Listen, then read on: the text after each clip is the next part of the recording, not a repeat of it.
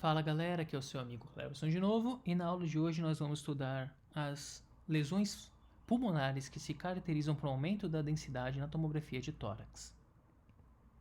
Basicamente, quando nós estamos estudando uma tomografia de tórax e nós queremos avaliar as lesões do parênquima pulmonar, o primeiro passo é dividir entre as doenças que determinam um aumento da atenuação do parênquima pulmonar, ou seja, um aumento da densidade habitual desse parênquima, contra aquelas doenças que são caracterizadas pela redução da densidade do parênquima pulmonar. O objetivo da aula de hoje vai ser somente esse primeiro grupo, sendo que o segundo grupo nós vamos falar um pouco mais para frente em outra aula.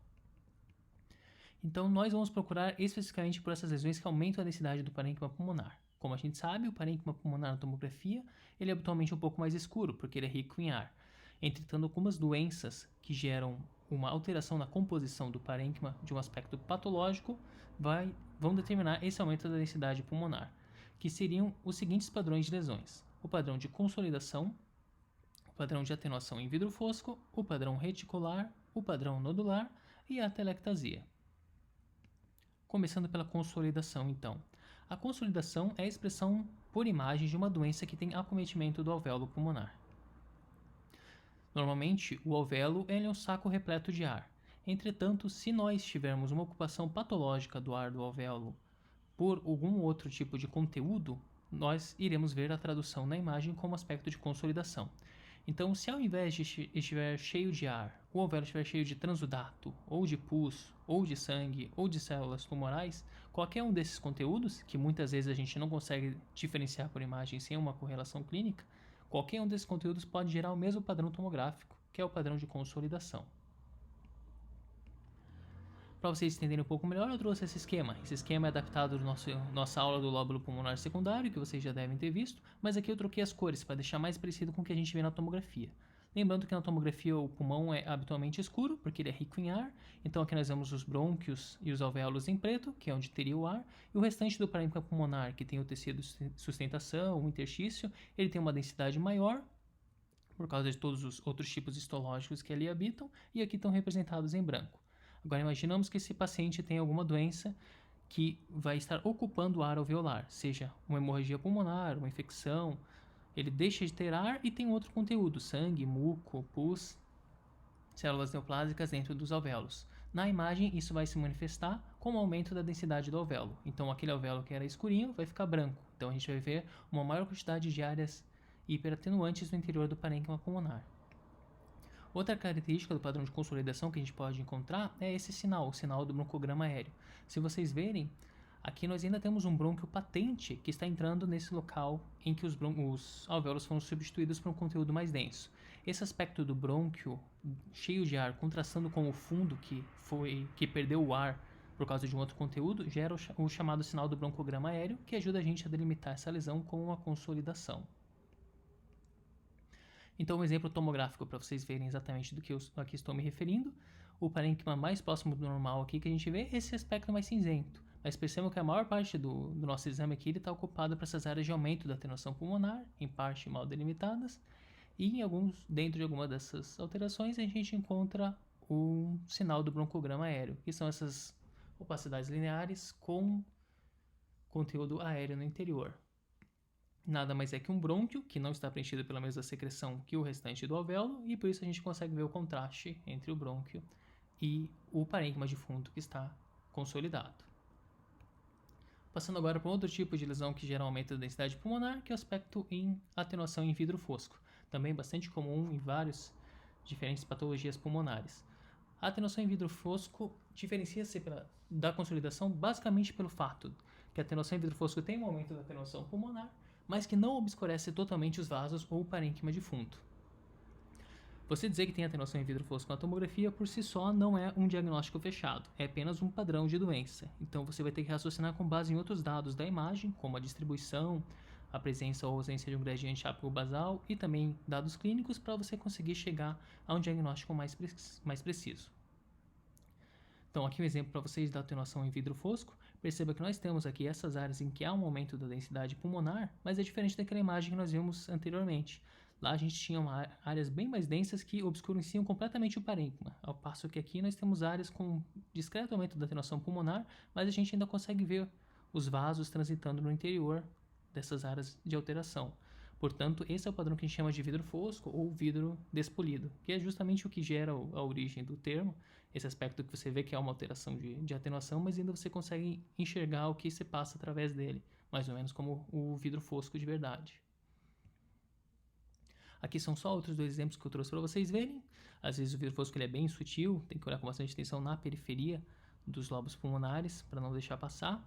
Mas só para mostrar para vocês que o vidro fosco é um achado bastante prevalente, que aparece em diferentes doenças, e você vai ter que casar com outros achados da imagem para chegar num diagnóstico mais preciso. Passando agora para um terceiro padrão que aumenta a densidade do parênquima pulmonar, que é o padrão reticular. O padrão reticular geralmente manifesta uma ocupação do interstício pulmonar, ao contrário das lesões que geram consolidação, que geralmente são a ocupação dos alvéolos. Basicamente, o espessamento dos septos interlobulares ou do interstício intralobular é que vai se manifestar como esse padrão reticular.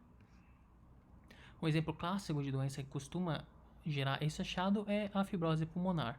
São alterações que ocorrem no interstício pulmonar, que gera espessamento de septos, e um padrão mais grosseiro, padrão em rede, que é o que a gente chama de padrão reticular. Nessa imagem eu mostro para vocês, então, a gente até tem algumas áreas de atenuação em vidro fosco, que podem estar associadas a várias outras alterações, inclusive ao padrão reticular, mas eu chamo a atenção de vocês para esse aspecto aqui. A gente vê que aqui a gente tem algumas linhas que fazem essa lesão de aspecto serpiginoso, que é o que a gente chama de padrão reticular. Esse aspecto justamente de lembrar uma malha, lembrar uma rede, é o que caracteriza essa alteração. Outro padrão é o padrão nodular. O padrão nodular não é difícil, basta a gente lembrar dos nódulos pulmonares, que são achados também extremamente frequentes na prática. Basicamente, o nódulo é uma opacidade de formato circular. Por definição, um nódulo é aquela opacidade de formato circular menor que 3 cm, porque quando ela tem mais do que 3 cm ou mais do que 30 mm, ela recebe o nome de massa. Vale lembrar que quando nós estamos falando do nódulo, nós temos que perceber exatamente qual é o padrão de atenuação dele, porque existem nódulos que são verdadeiramente densos, verdadeiramente opacos, como se fosse uma consolidação, ou seja, que obscurece totalmente o parênquima de fundo, mas existem também nódulos com atenuação em vidro fosco. Essa questão da densidade do nódulo é muito importante para lesões malignas, quando você está pensando na evolução de um adenocarcinoma que se torna progressivamente mais invasivo. Mas isso é um tema para outra aula, só para vocês lembrarem que o nódulo então pode ser tanto um nódulo puramente em vidro fosco, quanto um nódulo misto ou um nódulo verdadeiramente denso. E até mesmo existem nódulos calcificados, como os granulomas. O aspecto mais importante a gente considerar em termos de raciocínio diagnóstico quando a gente vê o padrão nodular é a distribuição. A distribuição perilinfática é um desses padrões de distribuição das doenças que se manifestam com aspecto nodular. Se vocês lembrarem da nossa aula de histologia do lóbulo pulmonar secundário, vocês vão lembrar que os linfáticos no pulmão, eles estão tanto na periferia do lóbulo pulmonar secundário quanto no centro, porque eles acompanham tanto o brônquio quanto os septos interlobulares na periferia. Então, quando a gente tem nódulos que acometem tanto os septos interlobulares quanto a superfície das fissuras e a região peribroncovascular, nós damos o nome de nódulo de distribuição perilinfática. Uma dica para você saber que você está diante desses nódulos de distribuição perilinfática é observar o espaço subpleural. Se você consegue enxergar nódulos bem na periferia do pulmão, bem perto da superfície pleural e também dos septos e das fisuras interlobares, muito provavelmente é o padrão de distribuição perilinfática, porque para o nódulo chegar tão na periferia, tem que ser perilinfático, não pode ser pelo brônquio. Trouxe aqui aquele nosso exemplo do lóbulo pulmonar secundário, só para vocês relembrarem. Aqui nós vemos os verdinhos, que são os nossos linfáticos, tanto ao redor do brônquio quanto na periferia do lóbulo pulmonar secundário. Quando nós temos um padrão de distribuição perilinfática, nós vamos procurar nódulos na região subpleural. Então os nódulozinhos vão estar na periferia do pulmão, bem no finalzinho dos lóbulos pulmonares secundários, mas também vão estar cometendo os septos interlobulares, nódulos junto aos septos, e também junto ao interstício peribroncovascular. Então, quando você tem nódulos nessas 3 localizações, só pode ser o chamado padrão de distribuição perilinfática. Isso em oposição ao outro padrão de distribuição que nós temos, que é o padrão de distribuição centrolobular. Os nódulos de distribuição centrolobular são aqueles que chegam através dos brônquios e dos bronquíolos, exatamente e especificamente para o centro do lóbulo pulmonar secundário. Esses nódulos, como eles chegam para os bronquíolos e os bronquíolos habitam o centro do lóbulo pulmonar, eles têm por característica pulpar a superfície pleural. Então essa é a dica para você diferenciar uma distribuição centrolobular de uma distribuição perilinfática. Os nódulos de distribuição centro-lobular tendem a estar distante das fissuras e do espaço subpleural em pelo menos 5 a 10 milímetros, porque a única forma do nódulo chegar tão na periferia assim é pelo sistema linfático. Os brônquios nunca chegam tão perto da superfície pleural porque eles terminam se ramificar a cerca de 10 milímetros das fisuras e da periferia do pulmão. Então, se os nódulos respeitam essa distância, você muito provavelmente está diante do padrão de distribuição centro-lobular. Novamente, nossa figura aqui do lóbulo pulmonar secundário. Quando a gente está falando de distribuição centro-lobular, nós vamos procurar brônquios sempre com uma relação íntima com o interstício peribroncovascular, sempre com o centro do lóbulo pulmonar secundário, perto dos brônquios, e não tanto lá na periferia, relacionados aos septos interlobulares e à periferia do pulmão. A gente sempre vai ter uma distância, às vezes 5, às vezes 10 milímetros, às vezes um pouquinho menos, mas nunca vamos ver nódulos especificamente na periferia dessas estruturas.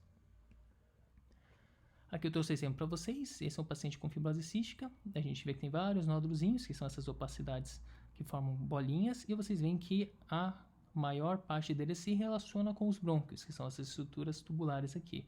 Vejam que ele está muito mais relacionado aos brônquios do que às fissuras e à periferia do pulmão. Dessa forma, a gente sabe que é um padrão de distribuição centrolobular. Quando a gente tem dificuldade de avaliar isso, uma ferramenta que a gente usa à mão é a ferramenta do MIP, que é o Maximum Intensity Projection, que é você aumentar o grau de contraste entre estruturas de alta atenuação e de baixa atenuação. Aqui nós fizemos isso e aí espessamos também um pouquinho o corte. Percebemos que a gente tem vários nódulos, mas esses nódulos em geral estão relacionados ao centro do pulmão, aos brônquios, e aqui na periferia a gente vê que existe uma certa preservação do espaço subpleural. Então, se eles não chegam na periferia e tendem a ficar perto dos brônquios, são nódulos de distribuição centrolobular. E os nódulos de distribuição centrolobular, existe também um outro sinal bastante associado a eles, que é o aspecto de árvore em brotamento. Se vocês esforçarem um pouco a imaginação aqui, isso aqui seria o tronco, o caule da árvore, e aqui seriam as ramificaçõezinhas, os galhos. Esse aspecto a gente chama de árvore em brotamento, que é bastante característica das doenças que se disseminam pela via aérea. E o último padrão de aumento da densidade pulmonar seria a atelectasia. A atelectasia é a expressão de um colapso, a redução volumétrica da parte de um pulmão. Existe uma classificação fisiopatológica, que é mais teórica do que prática, que poderia ser subdividido a atelectasia em obstrutiva, que ocorre quando um brônquio é obstruído e o surfactante pulmonar é reabsorvido e, consequentemente, o ar dentro do pulmão, por isso ele colapsa. A atelectasia passiva, que ocorre por alterações no espaço pleural. A atelectasia compressiva, quando você tem uma massa que desloca o pulmão e faz ele perder volume.